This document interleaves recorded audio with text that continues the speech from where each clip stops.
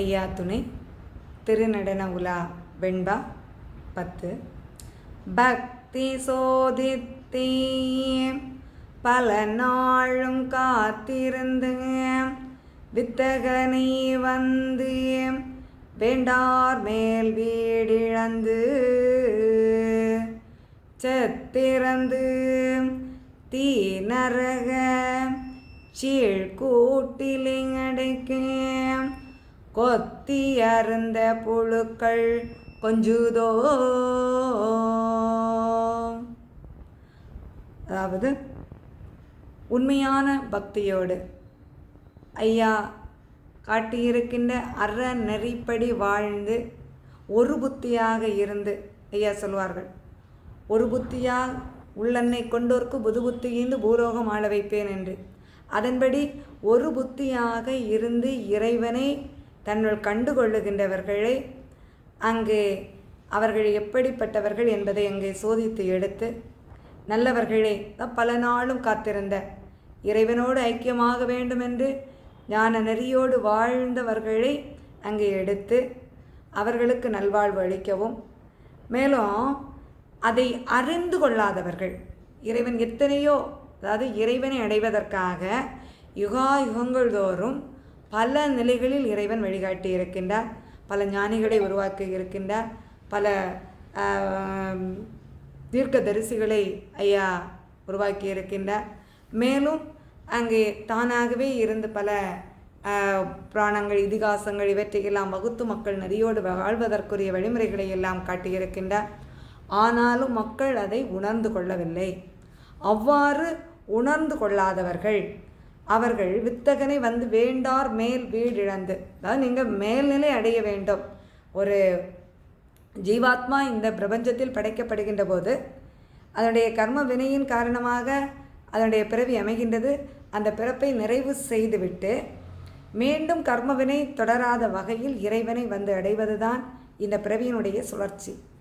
அப்படி இறைநிலையை அடைய முடியாதவர்கள் மீண்டும் மீண்டும் என்ன செய்கின்றார்கள், இந்த பூமியில் பிறவி எடுக்கின்றார்கள். தான் வித்தகனை வந்து பக்தி சோதித்து பல நாளும் காத்திருந்து ஒரு ஆன்மா முக்தி அடைவதற்கு 7 முறை வாய்ப்பு அருளப்படுகின்றது.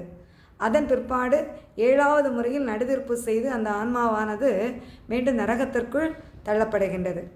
அதுதான் ஐயா இங்கே சொல்லுகின்றார், பக்தி சோதித்தே பல நாளும் காத்திருந்த பல முறை வாய்ப்புகள் அருளப்பட்டு ஏதாவது ஒரு நிலையில் அவர்கள் நல்லவர்களாக வாழ்ந்து இறைநிலை அடைய மாட்டார்களா என்று காத்திருந்து வித்தகனை வந்து வேண்டார் மேல் வீடிழந்து எப்படியாவது இறைநிலை அடைந்து விடுவார்கள் என்று காத்திருந்து, ஆனால் அந்த நிலையை அடையாதவர்கள் மேல் வீடிழந்து மேல் வீடிழந்து அப்படின்னா அந்த இறைவனோடு ஐக்கியமாகக்கூடிய அந்த பரபிரம்மத்தோடு ஐக்கியமாகக்கூடிய அந்த நிலையை அங்கே இழந்து சத்திறந்து, இந்த உடல்தான் பெரிது ஆன்மா முக்கியம் அல்ல என்று இந்த உடல் சுகத்திற்காகவே வாழ்ந்து பல அநியாய பாவங்களை செய்து இந்த ஆன்மாவிற்கு முக்கியத்துவம் கொடுக்காமல் அங்கே தீ நரக சீழ்கூட்டில் அடைக்க. இப்போ இந்த இப்படிப்பட்ட தீய ஆன்மாக்கள் எங்கே தள்ளப்படுகின்றது, நரகத்திற்குள் தள்ளப்படுகின்றது. அவ்வாறு கொத்தி அருந்த புழுக்கள் கொஞ்சுதோ, அதாவது தீமை செய்தவர்கள் நரகத்தில் தள்ளப்படுகின்றார்கள். அப்படி நரகத்திற்குள் தள்ளப்படுகின்ற போது அந்த நரகமானது எப்படி இருக்கும், பல புழுக்கள் பல தீமைகள் பல அழிவுகளை சந்திக்கக்கூடிய நிலையில் இருக்கும்.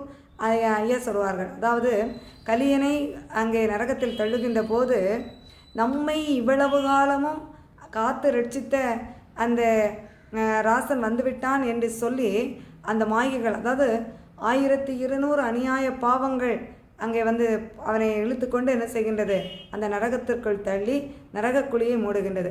அந்த நரகத்தில் வந்து மேலும் அவன் எழும்பிவிடக்கூடாது என்று சொல்லி அப்படியே அந்த குழியை அடைக்கின்றது. அந்த புழுக்கள் மேலும் பாவ செயல்கள் எல்லாமே அவனை வந்து அங்கே பேய் பிசாசுகள் இவையெல்லாம் இழுத்து செல்லுகின்றது. அதுபோல் இந்த தீமை செய்கின்ற அந்த நிலையில் இருக்கின்றவர்கள் இப்படி அங்கே அவர்களுக்கு எவ்வளவு வாய்ப்பு கொடுத்தும் இறைவனை அறிந்து கொள்ள வேண்டும் என்ற அந்த தன்மை உணராதவர்கள் அங்கே நரகத்தில் அடைக்கப்பட்டு அவர்கள் அங்கே அழிவை சந்திப்பார்கள். அதற்காக அந்த நரகக்கூட்டுக்கள் புழுக்கள் காத்து கொண்டிருக்கின்றன என்பதை இங்கே நமக்கு தெளிவுபடுத்துகின்றார். ஐயா